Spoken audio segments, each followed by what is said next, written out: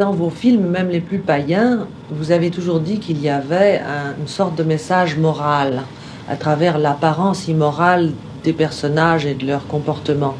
Mais quand même, dans le Satyricon, j'ai de la peine à trouver le message moral. Mais je pense que la saison des messages moraux, c'est fini. C'est beaucoup mieux de faire des créations qui donnent une certaine... mais de la vitalité. Le vrai message moral, c'est le message de la vitalité d'une chose. C'est une chose, il est vitale, il y a toujours de la moralité. Et pour vous, alors, cette société antique, vous avez voulu la montrer d'une façon symbolique et la rapprocher de la société moderne? Si j'ai choisi cette histoire, cette période de décadence, il y a évidemment des analogies très précises sur le plan psychologique. No? C'est-à-dire, ça serait le symbole de la nouvelle libération sexuelle. La libération sexuelle, c'est un côté de la grande libération. Ce type de protection idéologique, philosophique, ils sont terminés. Nous ne savons pas encore où nous allons. Nous connaissons l'obscurité que nous avons derrière, mais nous ne connaissons pas l'obscurité que c'est avant nous. Mais il faut affronter ça. Alors, ça, je crois que c'est la seule analogie tra les décadences de cette période-là et la nôtre. I poeti muoiono in colpi, ma che importa, la poesia resta. Fratello mio, sei stato l'ultimo compagno della mia vita. Potrei dire, ho conosciuto Eumolpo, il poeta. Ah, che dire, se fossi ricca come Trimalcione ti lascerei un podere o una nave. Ma a te ti posso fare erede solo di quello che ho avuto io. Ti lascio la poesia, ti lascio le stagioni, soprattutto la primavera e l'estate. Ti lascio il vento, il sole, ti lascio il mare che è buono e anche la terra è buona. Le montagne, i torrenti, i fiumi e le grandi nuvole che passano, solenni e leggere. Tu le guarderai e forse ricorderai questa nostra breve amicizia. E ti lascio gli alberi e i loro agili abitanti, l'amore, le lacrime, la gioia, le stelle in colpi io ti lascio, i suoni, i canti, i rumori, la voce degli uomini, che è la musica più armoniosa. Ti lascio.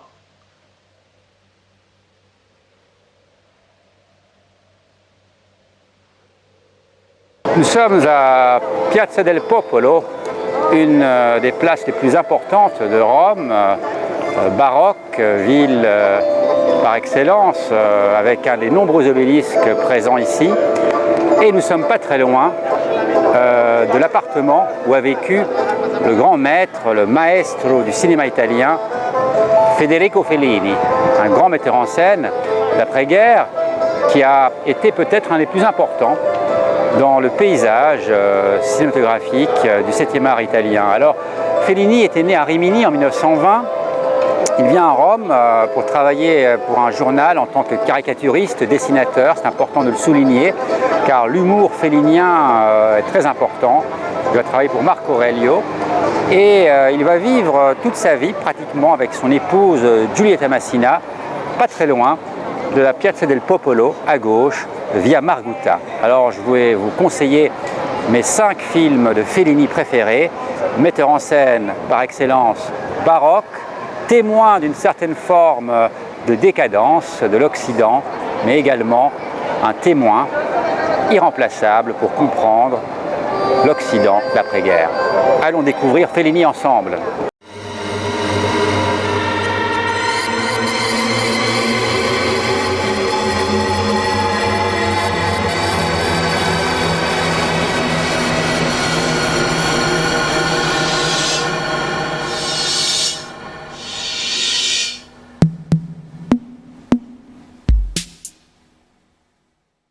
Le premier film, c'est un choix bien sûr personnel et subjectif, c'est le Fellini Satyricon, un film réalisé en 1968-69, qui est une adaptation très librement inspirée du Pétron, Arbutus, donc le Satyricon, roman du 1er siècle après Jésus-Christ, à l'époque de l'empereur Néron, qui voit les aventures picaresques de Achille et Eumolpe dans une Rome déjà décadente. Alors Fellini a réinventé l'Antiquité.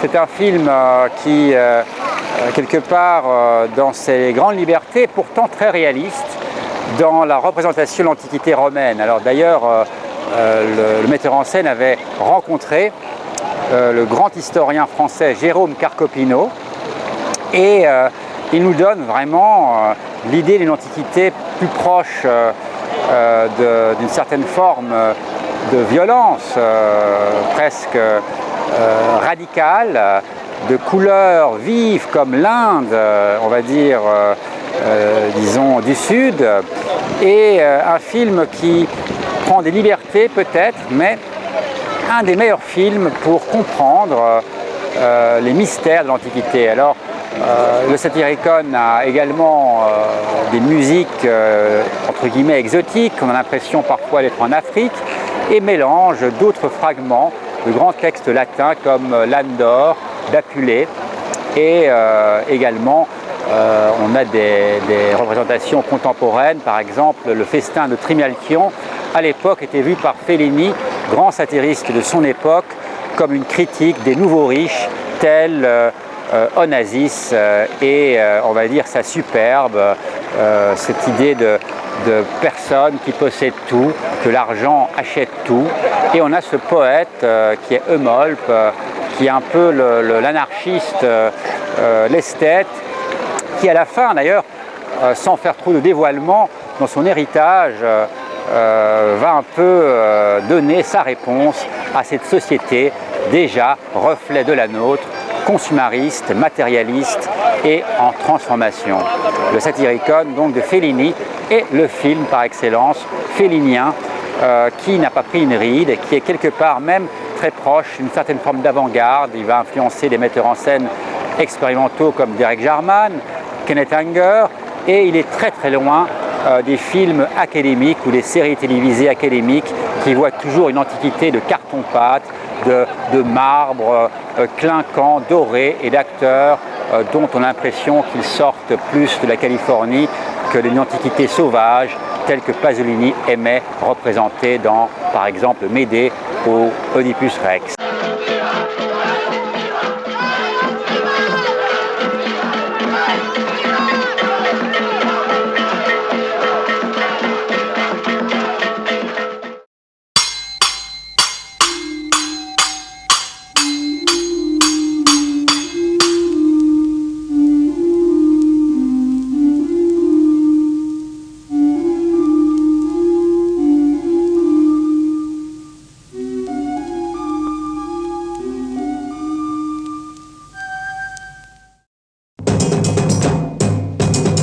Cesare è morto, il nuovo Cesare è in arrivo. Ero una cimice, oggi sono un re, questa è la vita.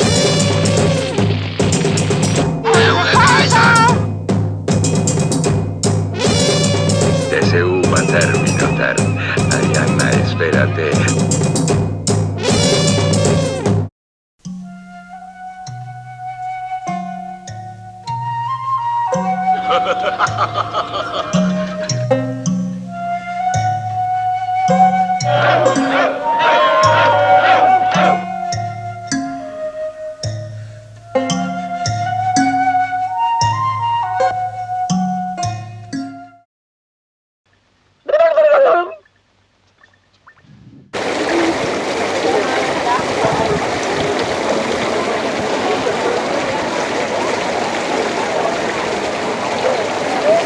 Alors, nous sommes ici à Piazza di Santa Maria in Trastevere, au cœur de Trastevere.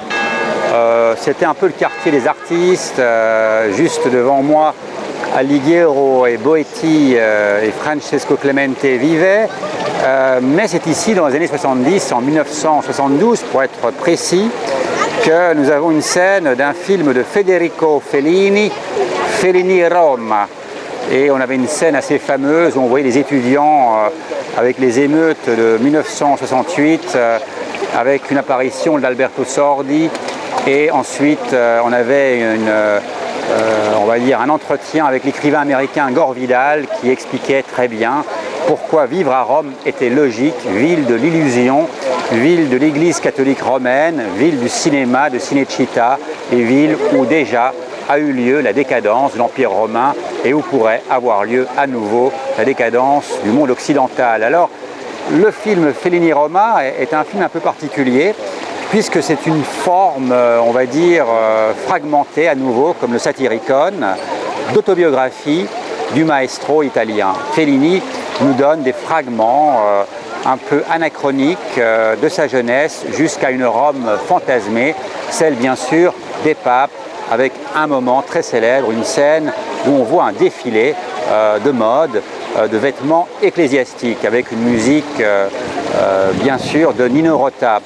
Alors Fellini Roma est vraiment, je pense, le film à voir, à revoir ou à découvrir pour comprendre Fellini de sa jeunesse, où il arrive de Rimini dans ses 20 ans, où il va collaborer au journal Marco Aurelio comme caricaturiste. Il partage d'ailleurs avec Eisenstein un sens caricatural de dessinateur, presque à la Daumier, on va dire, de la société italienne.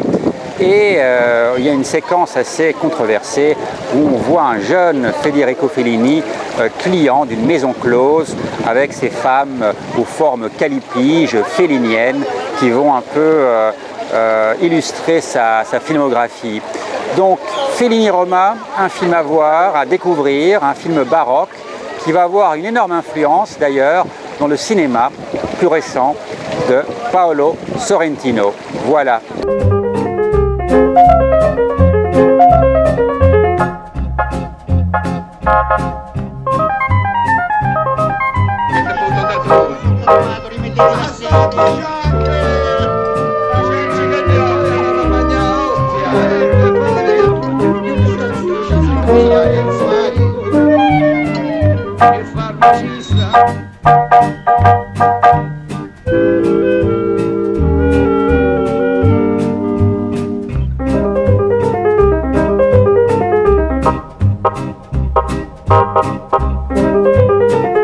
Poi beve perché sta mangiando e non beve perché ha mangiato l'uomo. Insomma,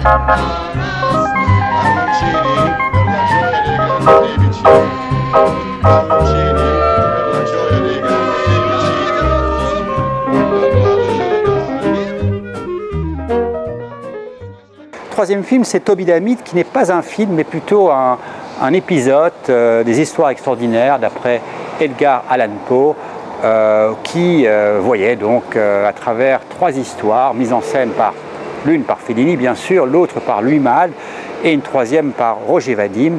Et dans ces histoires extraordinaires, la meilleure histoire est celle de Fellini, qui reprend un acteur qu'on avait déjà vu dans le Théorème de Pasolini, Terence Stamp, un acteur britannique qui était d'ailleurs connu à l'époque pour avoir interprété un des rôles principaux dans un film de Ken Loach. Et Tobidamite est une sorte de satire à nouveau fellinienne de notre société, mais cette fois-ci la société du spectacle, du cinéma, des acteurs névrosés, mégalomanes, drogués, qui perdent littéralement la tête dans une sorte de folie psychédélique dans une Rome des années 60, faite de paillettes, de mode, cauchemardesque, où Rome est d'une certaine manière le centre presque d'un enfer permanent, où Terence Stamp devient la marionnette quelque peu désespérée, existentielle et perdue du monde du spectacle. Donc Tobidamite, je vous le conseille, c'est vraiment un film extraordinaire, psychédélique, d'ailleurs comme les films de Satyricon.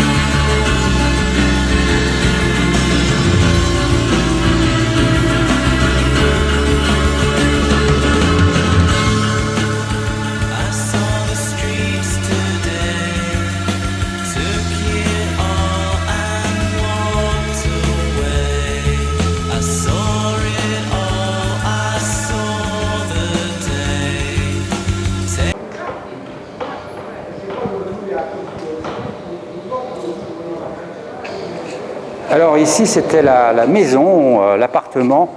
C'était la maison, l'appartement où a vécu Federico Fellini et Giulietta Masina. Et je voudrais donc discuter d'un quatrième film que j'adore de Fellini, c'est Juliette des Esprits, qui est un film, son premier film en couleur d'ailleurs, de 1965, qui voit à travers son épouse, Giulietta Masina, une épouse un peu délaissée par un mari qui est une sorte de Don Juan, de playboy. Et Giulietta Masina vit dans un univers avec des amis un peu fantasques qui la distraient, d'abord de sa solitude. Son mari, elle le sent, ne l'aime pas, ou en tout cas n'est pas à côté d'elle. C'est une femme sans enfant, et c'est une femme qui est un peu la victime, car elle appartient à la haute bourgeoisie, de toutes les escroqueries qu'on pourrait imaginer. Alors c'est un film qui est vraiment en équilibre, en écho avec les années 60, c'est-à-dire avec tout ce mouvement presque du nouvel âge. On voit les thérapies médiumniques, des gourous, des cours de yoga, et évidemment elle va engager un détective pour enquêter sur son mari. Elle découvre la vérité. Mais c'est surtout un film qui a été un des films où Fellini a expérimenté avec la mescaline, avec le LSD, et suivait une thérapie psychanalytique jungienne où il analysait ses rêves. Et donc c'est un film onirique par excellence, et on sent bien que là Fellini va jouer l'introspection à travers son caractère principal pour comprendre les clés de la libération intérieure. Et donc, à l'inverse d'Antonioni, qui est un metteur en scène, on va dire, fait de concepts, d'intériorité, de minimalisme et d'architecture, ici on va vraiment avoir une explosion baroque, psychédélique, pleine de couleurs, qui nous montre une sorte d'initiation, une sorte de quête du héros, où cette femme va se redécouvrir et se réconcilier avec son passé. Juliette des Esprits, donc, est le quatrième film que je conseille.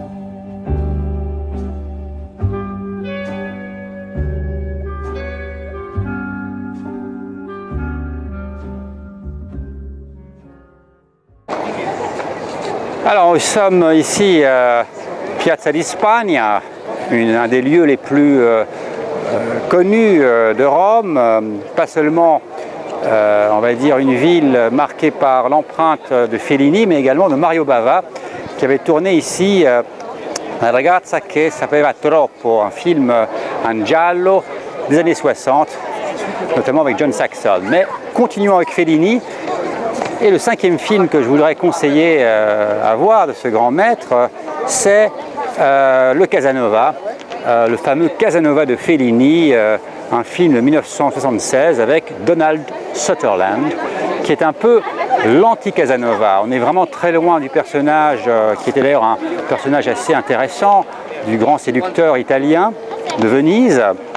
C'est plutôt une réinvention comme le Satyricon ou comme Rome, une réinvention du mythe de Casanova, qui est en réalité une vision très personnelle et quelque part le reflet peut-être de Fellini séducteur qui évidemment a trompé sa femme et était une sorte de playboy invétéré. Alors le film a des qualités esthétiques indéniables car Fellini a toujours recréé en studio le monde baroque qu'il imaginait un peu comme une sorte de film d'animation. Il recrée la lagune de Venise, il recrée Venise en studio à Cinecittà, il recrée même l'eau de Venise en faisant des vagues en plastique et donc nous donne une vision assez comique et à la fois inquiétante du fameux siècle des Lumières qui est beaucoup plus sous influence ésotérique, occultiste d'un Saint-Germain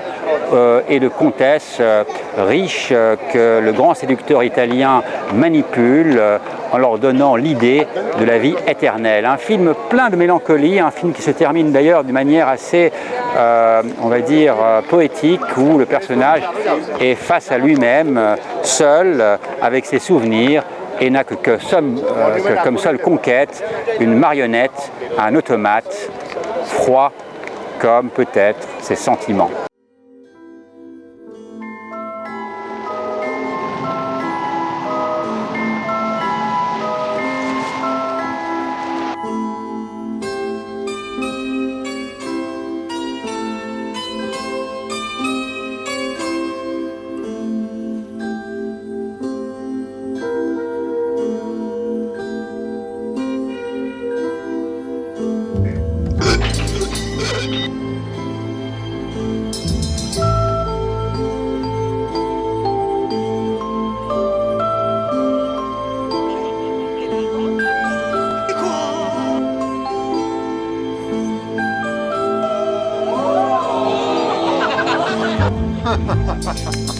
Bravo. Bravo.